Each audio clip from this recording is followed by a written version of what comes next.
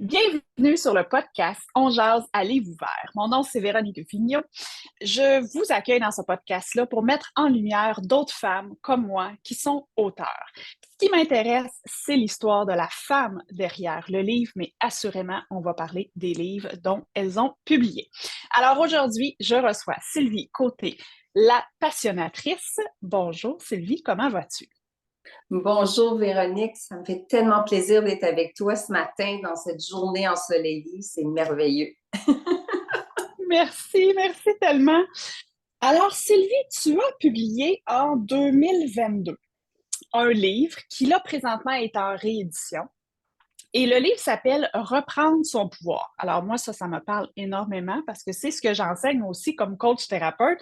Bien contente d'en parler avec toi aujourd'hui. Alors, Reprendre son pouvoir, un livre que tu as publié quand même assez tardivement dans ta carrière, on pourrait dire. Alors, je veux comprendre l'histoire de comment c'est venu? Parce que des fois, on fait un long détour, c'est un rêve de petite fille, des fois, c'est un événement qui arrive dans notre vie qui fait en sorte qu'on a le goût de partager. Des fois, le livre en lui-même, c'est une croissance personnelle. Alors, je veux savoir, toi, d'où est venue l'idée d'écrire ce livre-là? Je te dirais, c'est un petit peu toutes ces réponses. En fait, j'ai toujours voulu écrire un livre. Puis même, j'en OK. parlais ouvertement. Je me rappelle même, à peu près en 1996, j'ai une amie qui m'a donné un livre là, à mon anniversaire au Noël, Comment écrire un livre. Donc, j'en parlais déjà OK. à ce moment-là. Puis c'était toujours un jour, je vais le faire, un jour, mais un jour, à un moment donné, je suis assise avec Yann Lajoie. Puis on parle de projets et tout. Puis là, je lui dis ça, un jour, je vais écrire un livre. Il m'a dit quand? Hmm. Euh, puis là, il m'a un peu comme mis à côté ou un petit peu au pied du mur en disant, hey, Ouais. donne-moi une date. Et Hmm. ça a été pas mal l'élément déclencheur. Je prenais déjà des notes. J'avais déjà commencé à avoir une trame parce qu'en parallèle, moi, je donne des formations. Et quand je donnais OK. mes formations, j'avais réalisé que lorsque je faisais des analogies, les gens Ouais. comprenaient mieux. Que ça Ouais. m'a aidé un petit peu à donner une direction que je voulais donner au livre. Puis ça faisait aussi en sorte que les gens, non seulement comprenaient mieux, mais ça venait plus les rejoindre, ça donnait des résultats. Que ça a donné la direction au livre, que j'ai commencé à me mettre sérieusement au travail. Puis en 2002, pas en 2002, en 2022, moi, j'arrivais à l'époque où je pouvais faire Bye Bye Boss. Ouais. Même si je suis à mon compte depuis 2002, je pouvais quand même faire ça. Mais en fait, honnêtement, j'ai décidé que j'étais pour retraiter ma vie et que c'était un bon moment pour lancer le livre. Donc, la Ouais. journée de mon anniversaire de mes 65 ans, j'ai lancé mon livre. Aussi simple que ça. Merveilleux. Ouais. Merveilleux. Et ton livre, la première, parce que là, il est en réédition, la première version était J'ai compris. Oui. Moi, je veux savoir, t'as compris quoi? J'ai compris l'importance de reprendre son pouvoir. Tu sais, parfois dans la vie, naïvement, moi je suis une fille, peut-être licorne un petit peu, mais je suis une fille qui fait Ouais. confiance aux gens. J'ai pas de rancune, j'ai pas de méchanceté. Tu sais, on est tous des êtres humains parfaitement imparfaits, puis parfois on fait des Mm. erreurs, que j'ai fait confiance.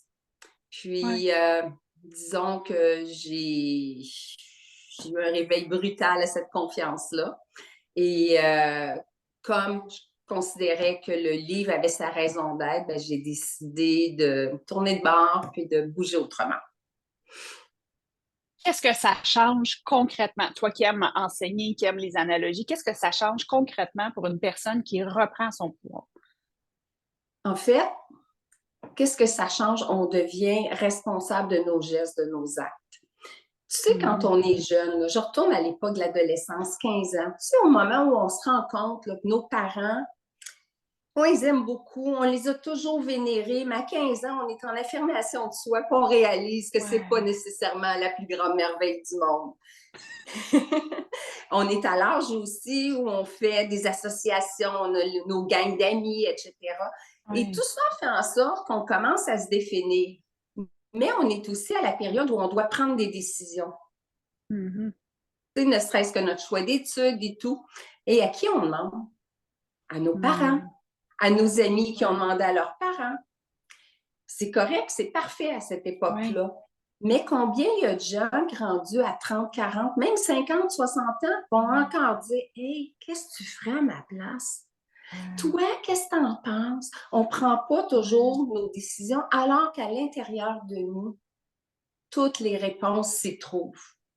Mais on veut Ouais. tellement pas faire face. Mais tu sais, ce qu'on fait face s'efface. Puis à ce moment-là, ça nous permet de voir la lumière et tout notre potentiel. Ouais.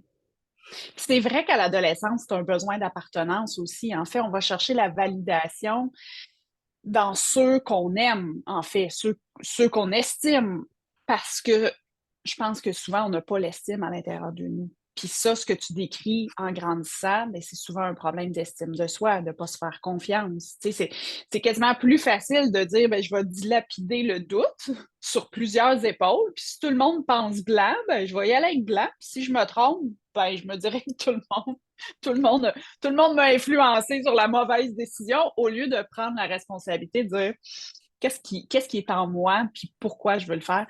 On n'apprend pas ça. On n'apprend pas ça à l'école. Puis tu as tellement raison. Tu sais, le problème d'estime de soi, tant qu'on n'apprend pas à retrouver notre valeur puis notre Ouais, sens à notre vie, on grandit souvent en manquant cette estime de soi, en mettant les autres sur des piédestals, en faisant confiance. ouais, Mais la personne qui connaît toutes les réponses, c'est nous, puis notre expérience de vie fait en sorte qu'on les connaît davantage, qu'on va aller en ouais, chercher davantage pour être solide. Mais ça, c'est l'apprentissage. Puis plus jeune on l'apprend dans la vie. Puis tu sais, se ouais, faire confiance, puis notre estime de soi, c'est pas fanfaronner, puis être arrogant, quoi que ce soit. C'est juste d'être en équilibre de soi. Et ça fait ouais, tellement une différence. ouais. Puis j'ai envie de dire aussi, il n'y a pas juste une réponse.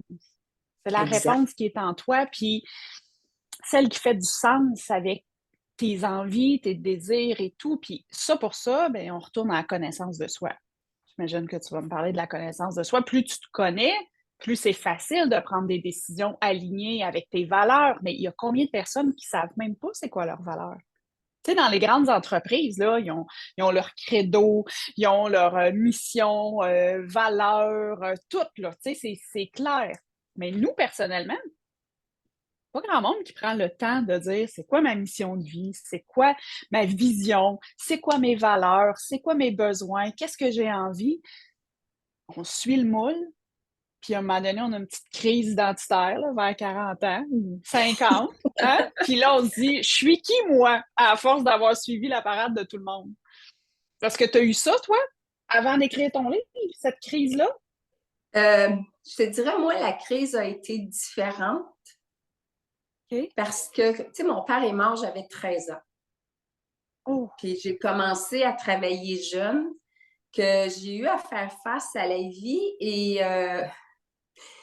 tu sais, chez nous, les gens se rencontraient pour parler à mon père. Il y avait un problème, ça venait sonner à la porte chez nous pour parler à mon père. hmm. J'ai un petit peu hérité de ça, parce qu'à 15 ans, je faisais des soupers avec des amis, puis ça avait l'air de Jeannette veut savoir, tu sais. Puis je posais pas Ah de oui, questions, hein? les gens se confiaient.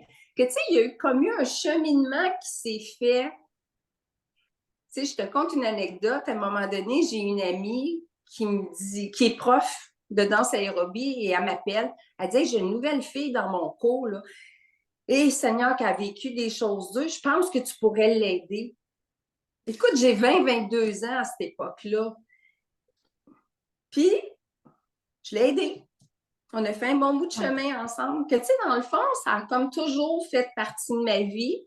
Mais comme tout le monde, j'ai eu des périodes Ouais. difficiles, j'ai eu des crises, des reculs, des questionnements. Mais je suis le genre de personne qui est assez analytique, donc il faut que je comprenne pourquoi ça m'arrive, puis qu'est-ce que j'ai à comprendre des choses qui m'arrivent. Donc, Mhm. je vais chercher de l'aide aussi à l'extérieur. Tu sais, on veut Ouais. souvent, puis je fais encore là un parallèle, on a une voiture qu'on paye X milliers de dollars, on va au garage, on va faire les entretiens qu'il faut, mais notre véhicule, Ouais. nous, on a un, Mhm.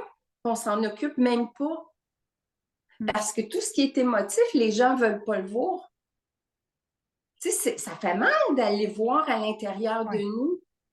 d'aller Ouais. voir qu'est-ce qui se passe. Mais quand on le fait, quel soulagement!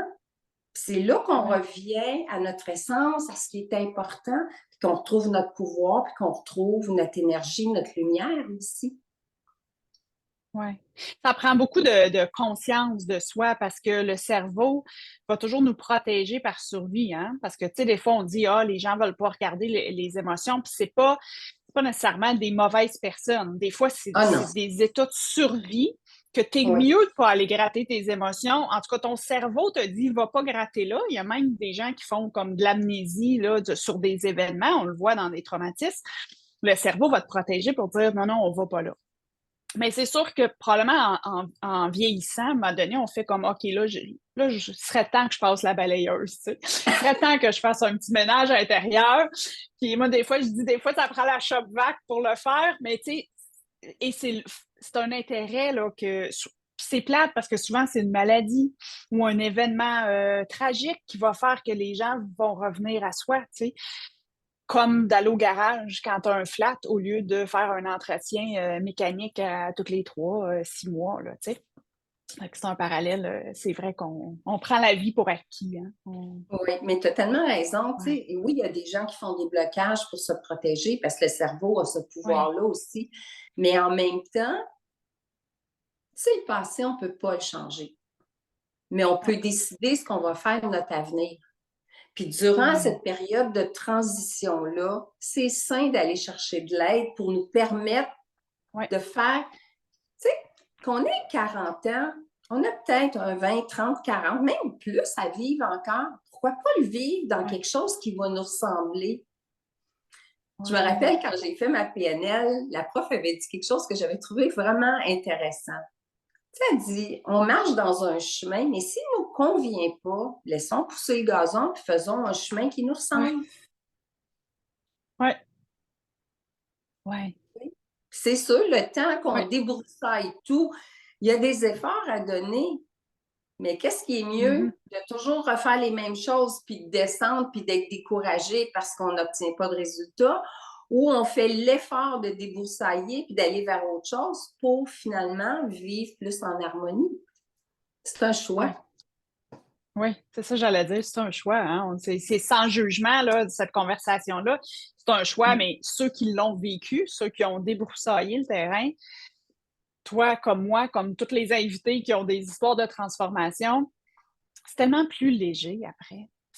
Des fois, c'est lourd sur le coup là, d'aller voir ça, mais après, de se connaître, c'est comme tu es outillé pour n'importe quelle épreuve, je pourrais dire. Puis tu Absolument. vas savoir comment gérer, tu vas savoir comment grandir de ça parce que tu te connais. Sinon, c'est beaucoup essai-erreur en sachant pas trop, là, tu sais. Oui, puis en même temps, tu sais, je pense que je te l'ai déjà dit, mais il y a une phrase que j'aime bien, tu sais, tomber, c'est humain. Les gens qui Ouais, s'imaginent que la vie, tu sais, c'est un fleuve tranquille puis tout va ouais. bien. Je regrette, c'est pas ça. Donc, tomber, c'est humain. Mhm. Se relever, c'est divin. Mais rester par terre, c'est crétin. Oh! T'as-tu mis C'est ça dans ton drôle. livre? Oui, c'est dans mon livre. Ouais, t'as mis ça dans ton livre. Bon. C'est quel genre de livre, Sylvie? Est-ce que c'est un livre d'inspiration? Est-ce que c'est un livre d'outils? Comment tu le positionnes quand tu parles de ton livre? Euh, c'est un livre d'outils, d'inspiration, mais ça peut être juste une lecture agréable aussi. En OK. fait, je me suis rendue très vulnérable. J'ai partagé OK. de mes tranches de vie. Puis je m'amuse à dire, OK. les histoires sont vraies, les noms sont vrais, ont été partagés évidemment Ouais. avec la permission des gens, mais Ouais. l'histoire est vraie dans le sens où, comme je disais un petit peu plus tôt en formation, quand je ramène les gens à des tranches de vie, des analogies, les font Ah, oui, puis là, ça les amène à réfléchir à leur propre vie. Donc, l'idée Ouais. du livre, c'était vraiment ça, à travers des tranches de vie, parce que dans toute épreuve qu'on vit, il y a du positif, même si on a l'impression que c'est la catastrophe du monde. Mais il Ouais. y a toujours deux façons de les voir. Que Mhm. j'essaie d'aider les gens à voir un petit peu plus de lumière et de positif dans ce qu'ils vivent versus d'être toujours à regarder son verre d'eau à moitié vide. Tu sais. Ouais. J'ai une phrase dans mon livre qui dit Si l'histoire que tu te répètes en boucle te freine, change-la. Si elle te propulse, continue de la nourrir, tu sais. Tout Parce à que c'est fait. vrai, c'est ça qui, moi, c'est ça qui a changé mon regard. En fait, ça a changé ma vie, de changer le regard sur mon passé. Parce que le passé, il n'existe plus, là. Mais c'est l'histoire qu'on se raconte dans notre tête. Souvent qu'il y a un filtre, souvent que c'est même plus la vraie histoire, ou, tu sais, elle est romancée ou elle est empirée, là, tu sais. Oui. Et cette histoire-là, ben, c'est celle-là qui nous garde dans des émotions. Tu sais, je dis à la blague, des fois, si tu as vécu quelque chose de 25 ans, ben, c'est pas l'émotion de 25 ans, c'est même plus une émotion. C'est l'histoire que tu te racontes, que tu décides, c'est un choix personnel, que tu décides de nourrir cette tristesse, cette colère, peu importe l'émotion que tu y rattaches, c'est toi qui décides. Puis ça, reprendre son pouvoir, ben, c'est de dire, OK, est-ce que je veux continuer de me raconter cette histoire-là, qui m'aide pas tant dans ma vie, ou je décide de changer l'histoire? C'est pas de faire du déni, mais c'est de changer mon regard face à l'histoire, puis de dire, OK, mais à partir du temps T, aujourd'hui, qu'est-ce que je décide de créer comme nouvelle histoire? Tu as tellement raison. Parce que quand on reste accroché à quelque chose qui s'est passé il y a 10, 15, 25 ans, on le sait que techniquement, on est censé avoir évolué. Techniquement. Donc, la vie n'est plus ce qu'elle était, que si on regarde avec un détachement, une distance, comme si cette histoire-là ne nous appartenait pas nécessairement, Ouais, mais avec le retard, on se met juste à la place de l'autre. ouais, Tu sais, parfois, on fait Ah, j'avais pas vu ça comme ça. C'est tellement ouais, une question de perception. Puis, tu sais, ta ouais. phrase que tu disais par rapport aux histoires qu'on se crée, dans mon livre, j'ai une phrase qui dit les histoires que tu crées dans ta tête deviennent les histoires de ta vie. Ouais. Ben Tu oui. sais, c'est Mais c'est exactement ça. confortable de se raconter les mêmes choses, surtout quand on n'a pas grandi ou on a peur de connaître autre chose. Parce que, tu sais, on parle souvent de la souffrance, mais on a aussi cette peur, des fois, de connaître le bonheur, comme si on n'était pas légitime de. Fait que là, c'est l'identité qu'on s'est forgée de oui, mais moi, c'est comme ça, j'ai vécu. Puis c'est tellement ancré en nous que l'idée de sortir de là, en tout cas, je parle pour moi, l'idée de sortir de là, puis dire, ça se peut-tu que la vie, elle soit belle? Mais non, il va me tomber un autre tuile sur la tête. Tu sais, quand t'es habitué, tu te dis, hey, boy, j'y crois pas, tu sais. Puis là, après ça, ben, tu sais, si tu sèmes des pensées comme ça se peut bien que la vie te dise, on va te donner raison, on va t'en donner une autre, t'en veux tellement une autre. Exact. Fait que, Mais tu veux-tu un truc que je donne à mes gens vas-y. pour les aider à transitionner vers des idées négatives qui sont à plein vers le positif? Je leur Ouais, dis, je leur partage que moi j'ai fait quand j'en avais. Parce que, tu sais, là, ma vie, je la vois plus en positif, mais ça n'a pas toujours été comme ça. Tu ouais. sais. J'ai évolué aussi. Que je me suis imaginé que je l'appelais la folle du logis. Que la folle du logis, elle venait, tu sais, que la petite naine n'était pas capable, gna. Ah ouais, Mais ça, ouais, c'était ma ouais. folle du logis. Puis là, je donnais comme une petite débarque. Hey. Puis, tu sais, je m'étais comme conditionnée à dire aussitôt qu'une idée négative qui n'a pas d'allure, parce qu'il y en a qu'il y a Ouais, quelque chose à comprendre, mais quand ça n'a ouais, pas ouais, d'allure, ouais. là, je faisais minute, là. C'est moi à boss, là. Tu ne rentreras pas dans Ouais, mon cerveau pour détruire ma joie de telle affaire. Et je faisais le ouais, geste. Et ça, ouais. ça semble peut-être niaiseux à plein de monde, mais ça marche. Mhm. Parce que c'est une façon de reprendre ton pouvoir. Ouais. Oui, puis oui, on la débarque, mais tu peux aussi accueillir puis être consciente et vigilante de dire, oh, attends, elle, là, qui n'a pas d'allure, comme tu dis, elle a quand même le rôle de ton cerveau de te protéger. Probablement Ouais. parce que tu as tombé dans le passé, parce qu'il y a une peur qui est là. Fait que, tu sais, je fais toujours une ligne, la ligne est mince entre faire du déni puis contrôler nos pensées, tu sais. C'est pas l'idée de faire du déni, c'est de dire, je te vois, la folle, là, je t'observe, là, mais je choisis que je suis correcte aujourd'hui. Tu sais. Je suis plus dans mon rôle d'enfant, je reprends mon pouvoir, puis je te le dis, ça va bien aller. Tu peux, Mais c'est tu peux exactement t'en aller. ça. Je suis d'accord avec toi, parce que quand je disais, Ouais, je la débarque et je donne une petite note, c'est que je l'ai analysée avant pour voir est-ce qu'elle a du ouais, sens ou pas, là. Parce que c'est ouais, ouais, important, ouais, ça. ouais. Ouais, parce que sinon, si on Ouais. rentre dans le déni, on cause un autre problème. C'est pas mieux. Oh, non! Écoute, Sylvie, on la jette où ton livre? La version numérique et audio sont disponibles via toutes les plateformes, incluant Amazon, Audible, et ça partout à OK, travers le monde. La version papier de Reprendre son pouvoir va être disponible en juin. Puis là, on verra là, OK, pour la distribution. Mais entre-temps, il y a OK. toujours via mon site web qu'on pourra l'avoir. Parfait, je vais mettre les liens en bas de la vidéo. Qu'est-ce que tu aimerais que les gens retiennent? Ton mot de la fin, qu'est-ce que tu aimerais que les gens retiennent de ton livre ou de tes enseignements de vie? En fait, ce qu'on me dit souvent, c'est qu'il y a un sentiment de légèreté, de douceur et de bonheur après la Hmm. lecture. Et ça me fait plaisir parce que je me dis, si je réussis à semer ça dans le cœur des gens, Ouais, ben, tant mieux. C'est un premier pas vers ouais, une vie meilleure. bravo. Puis reprendre son pouvoir, c'est l'effet que ça fait. De dire, OK, ça fait une confiance aussi, puis une légèreté de je me donne l'autorisation de choisir à tout moment. On est moins enfermé dans une cage quand on reprend notre pouvoir. Parce Tu sais, ça qu'on fait se dit, ben quasiment, aujourd'hui, je peux choisir. Oui, oui, puis ça fait quasiment, tu sais, j'ouvre, pas bomber le torse, mais j'ouvre les épaules, je reprends ma place, oui, je suis en équilibre, je suis en ligne droite, tu sais. oui. Puis dans ton geste, c'est j'ouvre le cœur aussi, tu sais. Oui, tout à fait. C'est ça aussi. Ouais.